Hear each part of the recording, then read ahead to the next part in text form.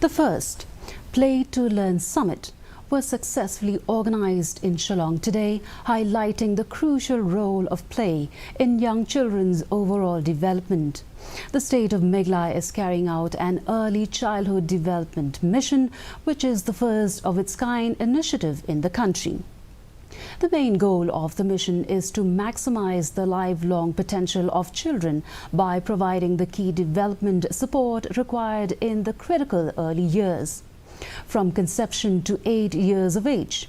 Paul Lingdor, the Minister of the Social Welfare, Government of Meghalaya, said that play is meaningful.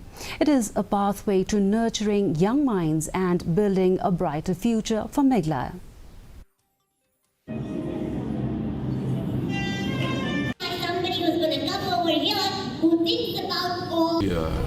The essence of the mission is that we encourage the early growth of children with a special focus on their mental, physical being as the focal point of the mission. East Giant